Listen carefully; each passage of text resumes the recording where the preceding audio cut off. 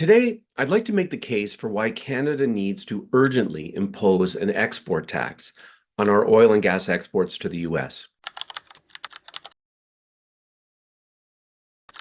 A Trump trade war is upon us.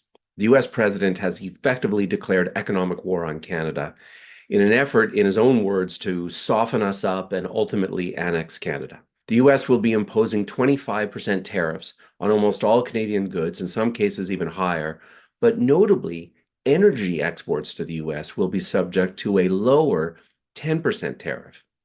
Now, we're in for some pain, friends, and we have to fight back. It's the only thing bullies understand. But the response should also be smart and deliberate while also putting us on a path to the future society and economy that we want. But here's the thing. Trump's decision to offer special treatment for Canada's oil and gas exports is a tell. He's signaling where he's vulnerable and who has his ear. The fossil fuel companies themselves, they don't even seem overly concerned about a 10% tariff. In a very revealing comment, the CEO of Enbridge, the pipeline company, recently said in the Globe and Mail that tariffs on Canadian oil would need to be in place for years before significantly altering the amount of crude the US imports from us, an indication of how inelastic US demand for our crude is. In fact, layer onto this that Trump has recently expressed his strong desire to revive the Keystone XL pipeline. And again, he is communicating that while he is prepared to inflict some pain on many industries, the oil and gas sector have a special place in his miserable heart. At the time that I'm recording this video, Trump's energy secretary has even been in the news musing that maybe the US won't impose tariffs on oil and gas at all. And friends, in a high stakes poker game like this, it would be the height of foolishness and insanity not to act when your opponent is revealing a tell like this. It means we have to hit Trump back where it hurts the most: oil and gas. Our fossil fuel exports to the US are where we inflict our strongest retribution. Trump is the fossil fuel industry's man in the White House. Oil companies and executives donated over $170 million to Republican candidates and their allies in last year's US election, and Trump has promised to return the favor many times over. A large share of the oil and gas industry in Canada is in fact US owned, and its product is largely shipped to parent companies in the US where it's refined and sold. These folks don't relish having to pay the extra costs that would result from tariffs, which is precisely why we should do just that with a twist. If Trump is holding oil and gas tariffs to 10%, Canada should quickly impose a 15% export tax on the industry so that oil and gas exports face the same overall 25% cost increase in the US market as other industries. Now, this kind of export tax would certainly face political challenges here in Canada. Alberta Premier Danielle Smith and the oil and gas company representatives themselves will blow a gasket, but a strong case can be made that layering an export tax on oil and gas is a fair approach within the overall Canadian response. First, as noted, a 15% export tax would simply even the pain, ensuring that all industries are shouldering the same burden of our collective fight back. Second, given the recent devaluation of the Canadian dollar, at least in part due to the Trump-induced economic uncertainty, a 10% tariff on oil and gas is likely a wash. It's of little or no consequence to US importers of our fossil fuels.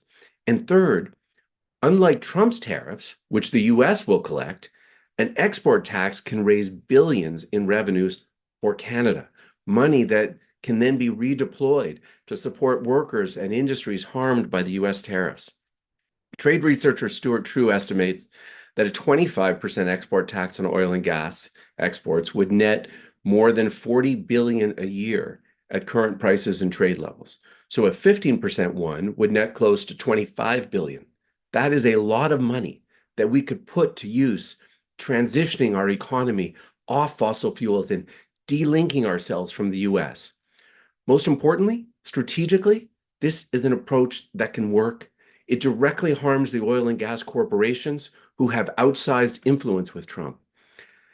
Now, the idea of an export tax on oil and gas has growing support.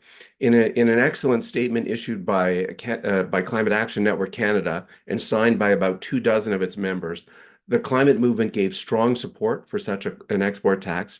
The Canadian Labour Congress, in a remarkably strong statement, has urged even tougher action, calling for an outright ban on exports to the US of electricity, critical minerals, and oil and gas until the Trump tariffs are lifted.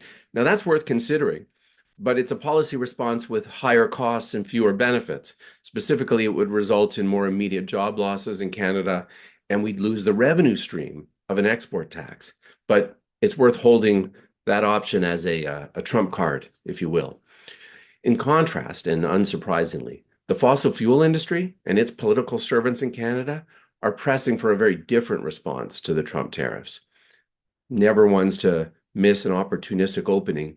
They are seizing on the trade diversification mantra to push for more and expedited oil and gas pipelines east and west in order to boost shipments to Europe and Asia. That is the wrong call. In the wake of Trump's tariff threat, the true allegiances of the oil and gas industry have been exposed. After wrapping themselves in the Canadian flag for years, it turns out they are ready to roll over and become the 51st state on a dime, and are now engaged in what I would say is a near treasonous effort to undermine a united Canadian response. Subsidizing new oil and gas pipelines is the last thing we need. First off, pipelines take years to build. And God willing, by the time such a project is complete, Trump is no longer going to be in the White House. Second, we've already spent a gobsmacking amount of public money on the Trans Mountain Pipeline expansion, at least $34 billion, bringing 3 times as much Alberta oil to the West Coast tidewater. The whole argument for TMX was that it would allow Alberta oil to fetch a better price in Asian markets. Yet it turns out that a majority of what TMX oil, of that TMX oil, is being shipped to refineries, not in Asia, but on the US West Coast.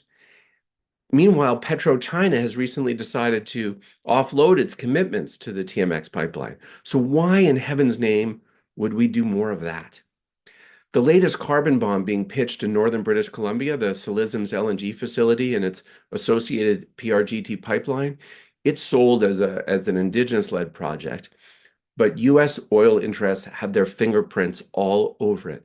The actual money behind that LNG project is being assembled by Western LNG, a Texas-based firm. And Western LNG's main investors, it turns out, are mostly big Wall Street private equity and asset management companies like Blackstone and Apollo Global Management. And as the BC-based NGO Dogwood has uncovered, Blackstone's CEO is Republican mega donor Steve Schwartzman, who poured $39 million into the 2024 race in support of Trump's agenda. He's been a close advisor to the president since 2016. Apollo CEO Mark Rowan is also closely connected to Trump. This LNG project, it isn't merely US owned, it is being driven by some of Trump's biggest corporate bagmen. The oil and gas industry is deeply embedded in the Trump White House. LNG and pipeline expansion is being driven by investors who are close allies and donors of Trump. This is exactly the wrong time to reward these people. As Europe did in response to Putin's invasion of Ukraine, we need to rapidly make ourselves less dependent on oil and gas. Fossil fuels are a poison, not only to the earth, but to democracy. And the more reliant we are on these products, the more it serves the petro-oligarchs and their political servants like Putin and Trump. Instead, now is the time to redouble on renewables, to build an east-west electric power grid and high-speed rail, and to wean ourselves from the fossil fuel industry once and for all. If we're about to spend a bunch of public money on tariff bailouts, then unlike during the financial crisis of 2008-9 and the pandemic, can we finally learn our lesson and ensure that we are using these public investments to leverage real change? Let's take a public equity stake in those firms that we support in the coming months and use that to put those companies on a path to decarbonization. And as Climate Action Network Canada proposed in their statement, let's ensure public money is spent on social supports, helping to build a bridge for workers to sustainable jobs, including guaranteed jobs for young people via a youth climate corps, so that we can train and employ young impacted workers in the jobs of the future, jobs that we desperately need to confront extreme weather events and drive down our carbon pollution emissions. In short, let's have a strategic and thoughtful response that puts people and the planet first.